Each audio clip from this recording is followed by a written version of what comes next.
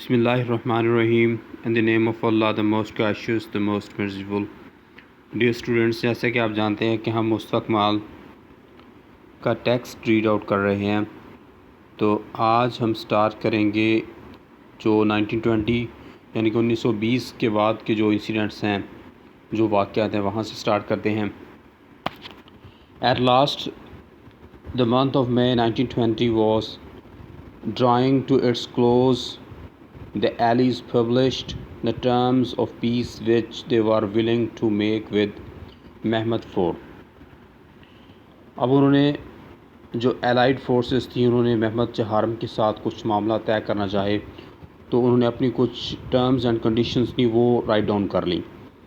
A small and helpless Ottoman Empire was to be entirely under the supervision of the Allied powers.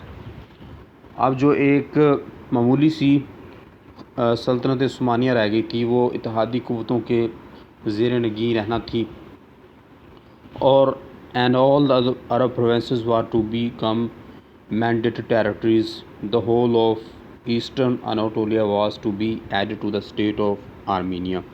अब जो उसके बड़े बड़े provinces थे, बड़े बड़े इलाके थे टर्की के, वो जिन जिन फोर्सेस को जाने थे, जिन जिन अलाइड क़ुव्वतों को जाने थे, वो हम डिस्कस करते हैं।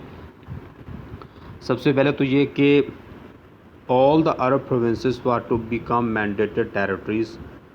तमाम जो इलाके थे वो मातहत इलाके करार दिए गए। The whole of eastern Anatolia was to be added to the state of Armenia.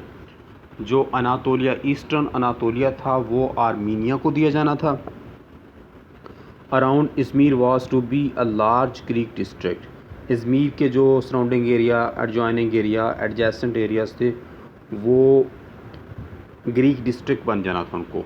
Sicilia was to go to the French. Cilicia जो उनका प्रोविंस था, वो फ्रांस को जाना था। The Ottoman capital itself was to be international centre under the control of Britain. जो उनका वहाँ का जो कैपिटल था, ऑटोमन कैपिटल था अंकरा, वो इंटरनेशनल सेंटर बनना था under the control of Britain. अजीम बरतानिया के मातहत उसको एक इंटरनेशनल स्टैंडर्ड का सेंटर बना दिया जाना था। फ्रांस एंड इटली, जिस पे हुक्मरानी होनी थी ग्रेट ब्रिटेन की, फ्रांस की और इटली की। Only the immediate hinterland of Istanbul was to remain of the once expansive Turkey in Europe.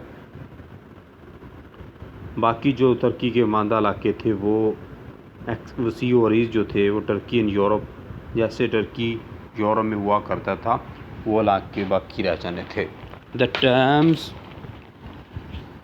if widely accepted would have been the death sentence not only of the Ottoman Empire but of what now correctly described as Turkey.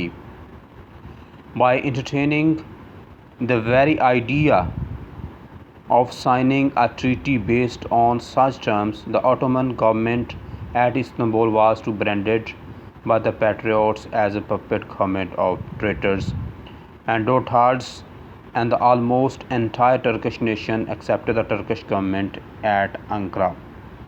अगर इन शराइत को पूरी तरह मान लिया जाता तो ये ना सिर्फ सल्तनत उस्मानिया के लिए, बल्कि इसके लिए, जिसे अब सही मानों में तरक्की कहा जाता है, पर एक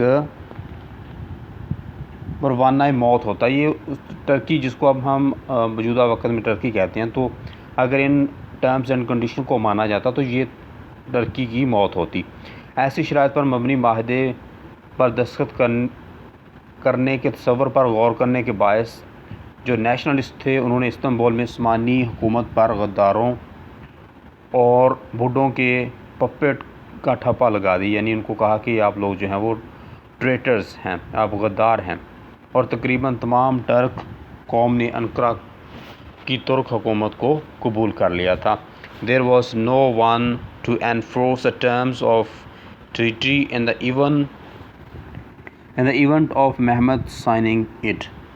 On the 21st August 1921 the Greeks attacked. अब उन्होंने 21 अगस्त 1921 में ग्रीक्स ने अटैक कर दिया in the mountain country above the Sakarya river some 50 kilometers west of Ankara, the two valiant people fought almost man to man for 14 days under the burning heat of the sun. Turks जो थे और Greeks थे वो 14 दिन तक लड़ते रहे burning heat में, झुलसाती हुई धूप में एक दूसरे के साथ लड़ते रहे.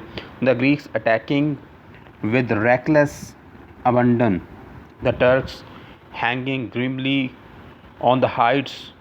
मुस्तफ़ा कमाल now their commander in chief. यूनानी जो थे वो जान की बाजी लगाते हुए बेजिगरी के साथ हमलावर हो रहे थे. टर्क जो थे वो साबित कदमी से पहाड़ों पर डटे हुए थे. वजह क्या थी? मुस्तफ़ा कमाल अब उनका सिपहसालार था.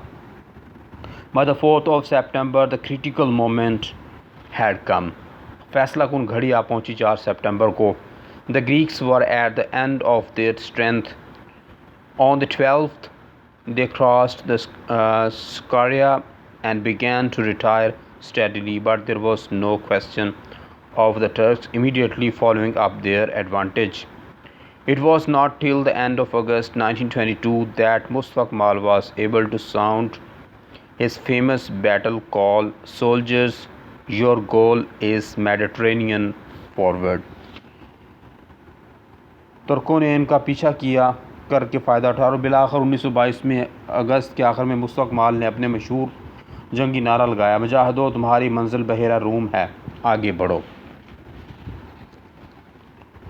6 days later, advance guard of Turkish national force drawn with the sight of the Mediterranean, there lay Izmir crowded and overflowing with refugees. There were ships from Greek soldiers, but none of Greek and Armenian population crazed with fear.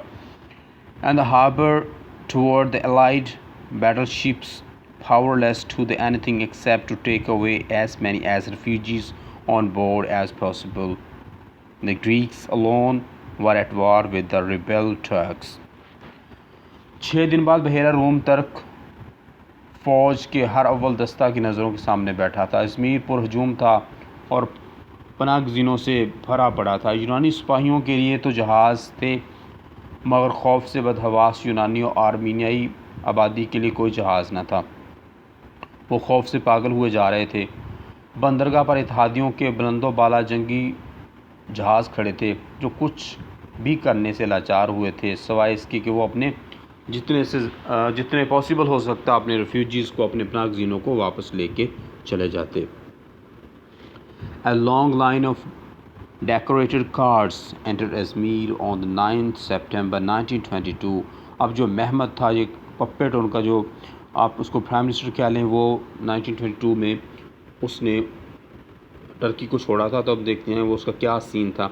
A long line of decorated cars entered the Izmir on 9th of September 1922 on the either side on escort of cavalry, जिसके चारों अतराफ में साथ चलने वाले जो हफाजी दस्ते थे वो लगे हुए थे. In the leading car was Mustafa Kemal, commander in chief of free Turkish forces and saviour of Turkey.